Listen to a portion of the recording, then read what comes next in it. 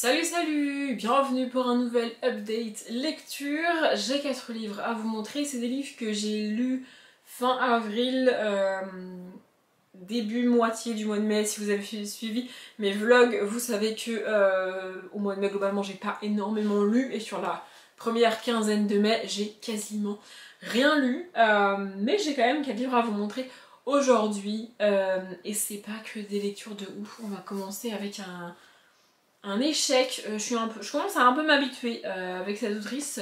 Soit j'aime bien et je vais au bout, soit ça me lasse à la moitié du bouquin et je m'arrête. Mais écoutez, c'est comme ça et je peux pas savoir ce qui va se passer avant de tenter le livre. Donc c'est Mort sur le Nil de Agatha Christie. J'ai pas compris vraiment. J'ai lu 93 pages et au bout de 93 pages, alors même que c'est écrit dans le titre, on n'a pas de mort. Donc j'étais en mode quand est-ce que le mort va arriver, parce que en fait le problème c'est que le livre est pas non plus très long, c'est-à-dire qu'on est à quasiment 100 pages que j'ai lu et le livre fait 219 pages.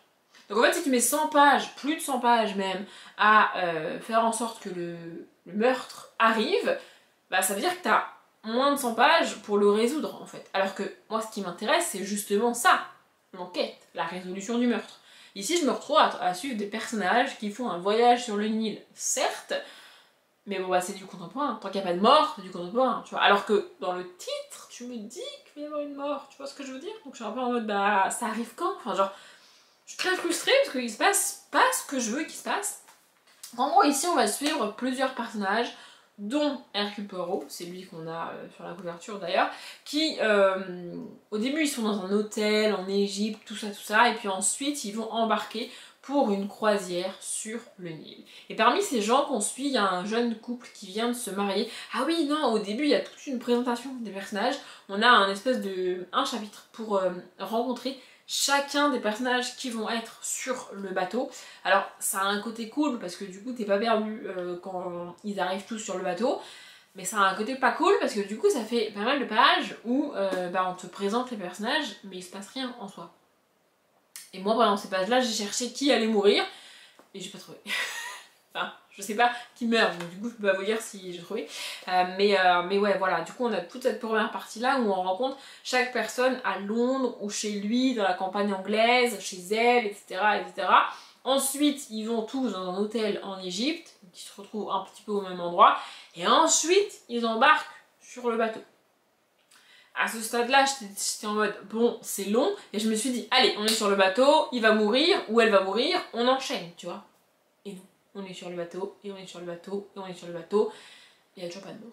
Donc ça m'a gonflé, vraiment, c'est pour ça que j'ai abandonné. Et donc en fait, ce qui se passe, comme je disais, c'est que sur ce bateau, on suit un jeune couple qui vient de se marier, et une jeune fille qui, en fait, l'homme était fiancé avec une jeune fille, qu'il a quittée pour en épouser une autre. Du coup, son ex-fiancé l'a un petit peu en travers de la gorge, et décide de les suivre. Elle leur fait rien de mal, mais elle est toujours là, peu importe où ils vont.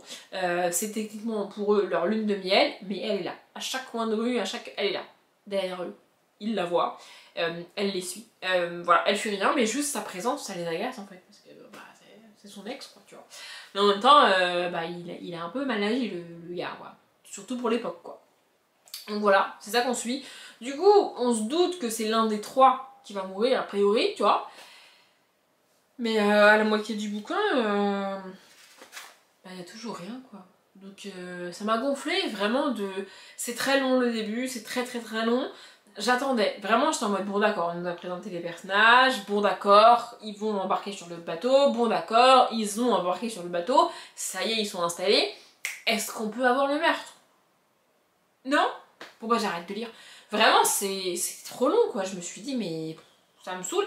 Et moi ce qui m'intéresse c'est l'enquête, la résolution du meurtre en gros.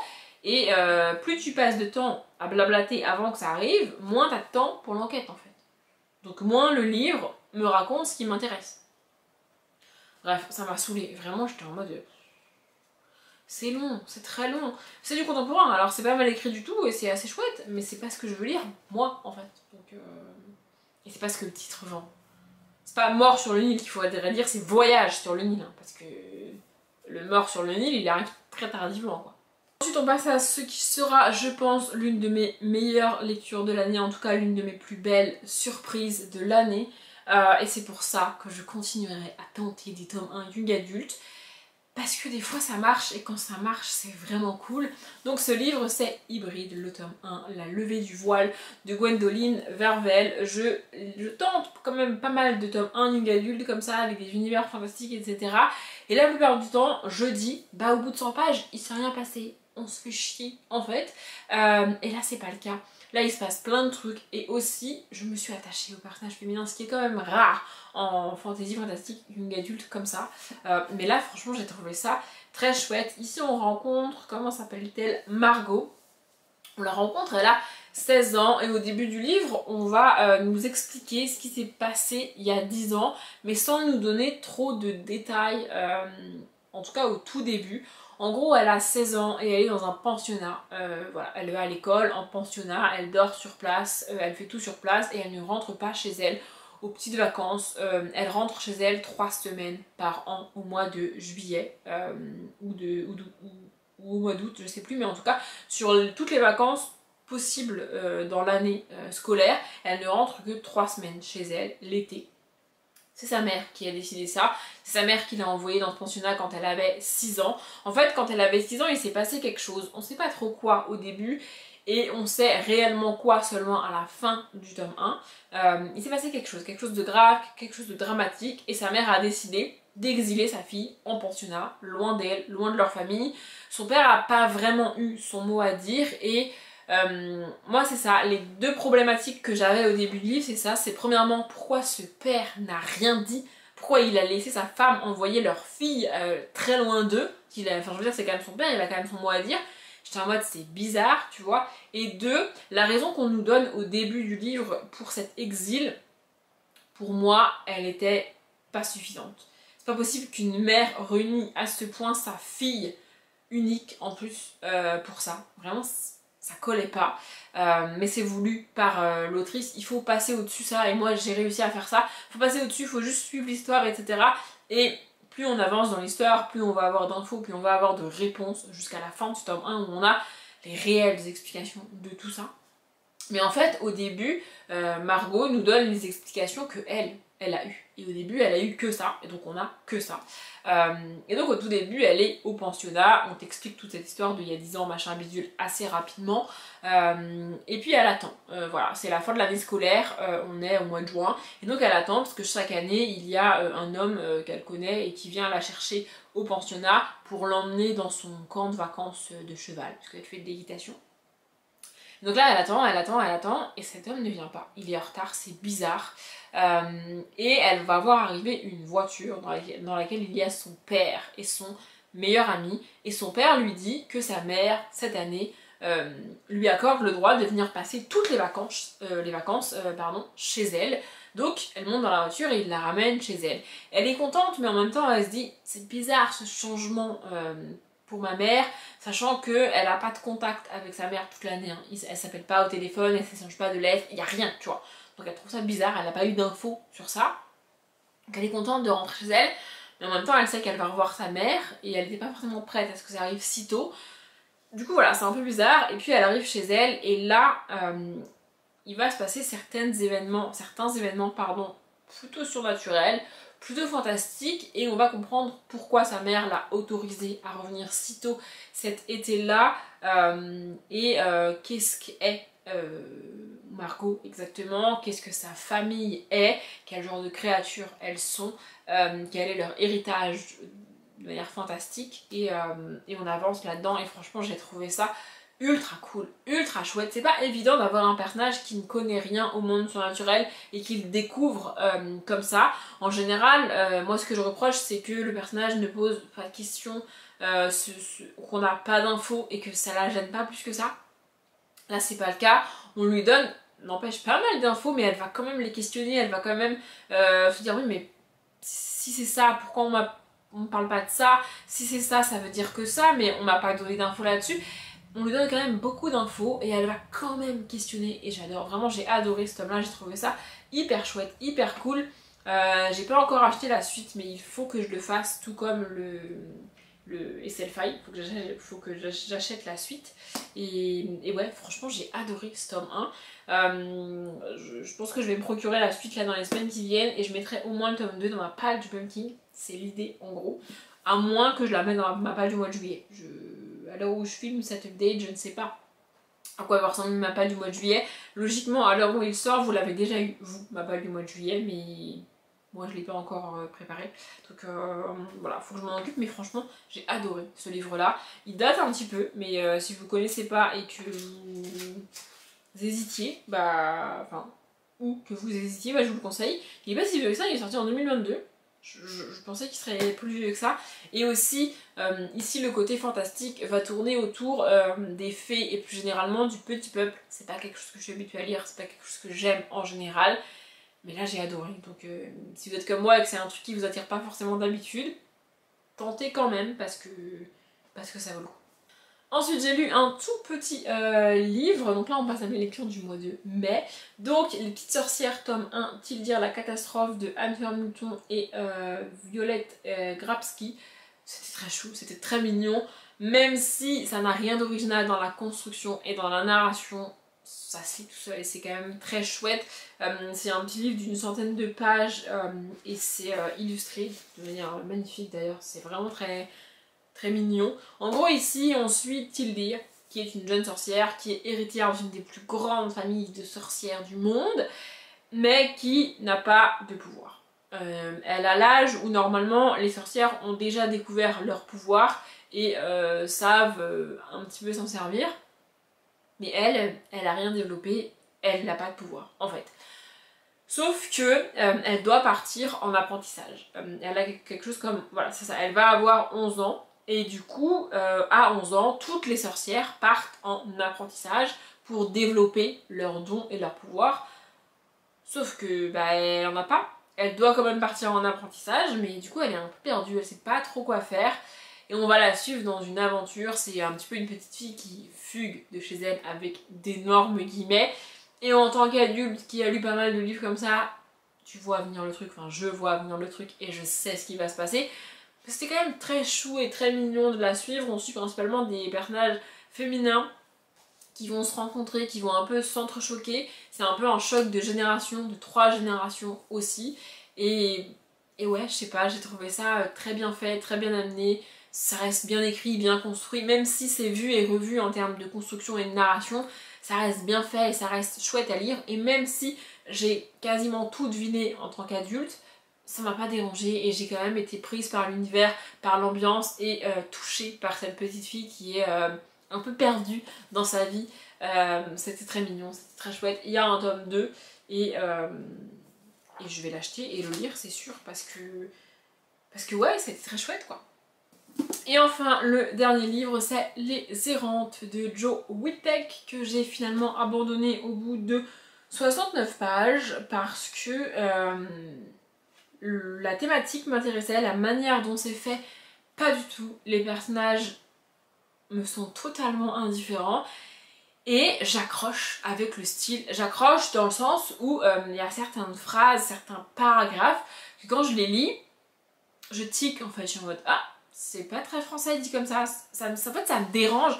Je trouve la phrase mal construite, mal pensée. Du coup j'avais tendance à me dire bah ça doit venir de la traduction.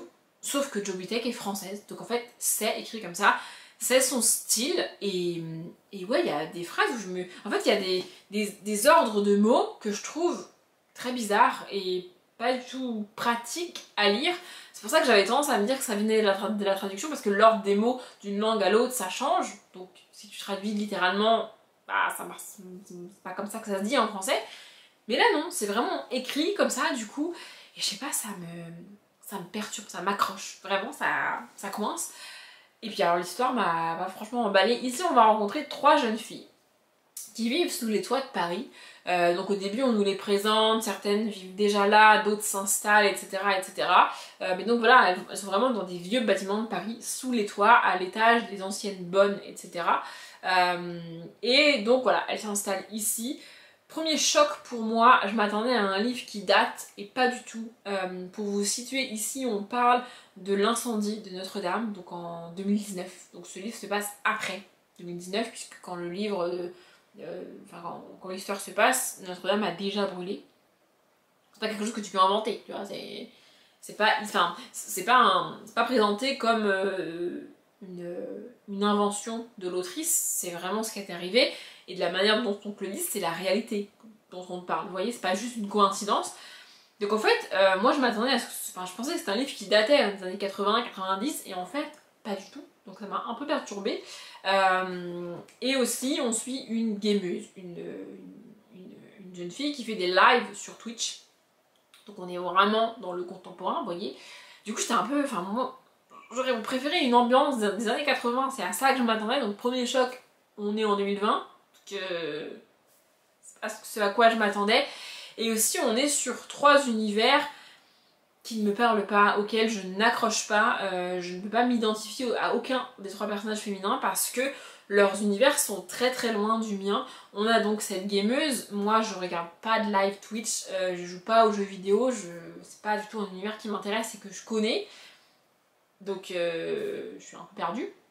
Et aussi particulièrement pour ces personnages-là, cette manière qu'elle a de parler en anglais, pour moi, c'est typique d'un adulte qui écrit de l'adolescent et qui croit parler comme un adolescent alors que pas du tout. C'est-à-dire que la meuf te fait un paragraphe entier, genre elle parle à ses viewers en français normal, tu vois, et elle finit sa phrase par "So what?"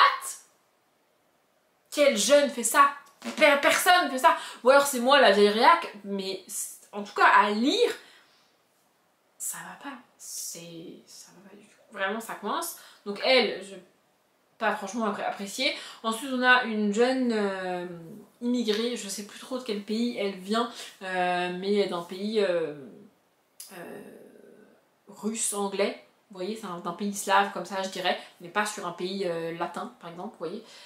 Donc voilà, elle a eu une bourse pour étudier l'art à Paris, donc elle est très contente, elle vient à Paris, elle fait de l'art, elle fait de la peinture, etc.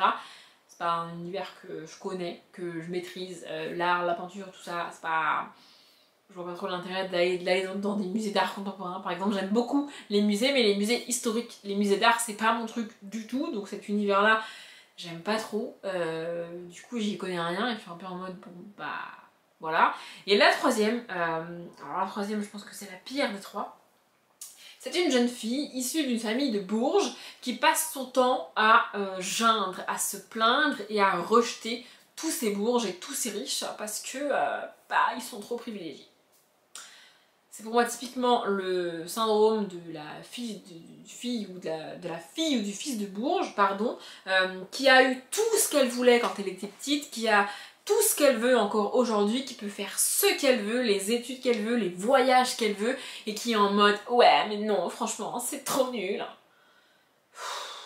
Déjà franchement voilà ma réaction face à ça. Et pour en rajouter une couche pour moi, c'est une jeune fille très croyante qui allait en tout cas beaucoup à l'église, qui se réfugie un peu dans la religion. Alors chacun son truc, chacun ses croyances, etc. Mais moi j'y crois pas du tout. Il se trouve qu'elle a techniquement la même religion que moi, puisque j'ai quand même été baptisée, j'ai fait du catéchisme, j'ai fait ma communion, ma confirmation, etc., en termes de religion chrétienne. Mais c'est pas quelque chose qui me parle. Vraiment moi ce truc de je me réfugie dans la religion, je vais prier, ça ira mieux, bah ça sert à rien. Enfin, pour moi prier ça va pas changer la situation, tu vois. Mais pour elle oui. Et donc voilà, je me retrouve face à ces 3 personnages là où il n'y en a aucune qui m'intéresse. Je trouve qu'elles sont pas spécialement bien construites et bien amenées. Et ce qu'on nous vend, c'est un truc d'horreur. Un truc avec des fantômes, un truc flippant. Le problème c'est que bah, c'est ces 3 filles-là. Alors, pendant qu'on nous les présente, elles commencent à voir des choses, à entendre des choses, il se passe des choses. Mais c'est trop peu pour moi. Moi, je voulais un truc vraiment flippant, quoi. Et c'est pas ce que j'ai. Vraiment. Je sais pas. C'est pas ce à quoi je m'attendais, c'est pas ce que je voulais lire. Pour moi, il y a rien qui va dans ce bouquin. Y a rien, dans le sens où il y a rien qui me convient, il y a rien qui m'attire, il y a rien qui me plaît. Donc, je me suis dit, ça sert peut-être pas à grand chose que j'aille plus loin, que je continue à suivre ces 3 jeunes filles qui ne m'intéressent en rien. Et cette histoire, j'ai pas compris. Vraiment, moi ça me plaît pas, donc voilà. Je vous ai parlé des 4 livres pour cette update, je vais donc m'arrêter là. J'espère que la vidéo vous a plu. Comme d'habitude, je vous souhaite une bonne journée, un bon après-midi, un bon appétit ou une bonne nuit. Et je vous dis à bientôt.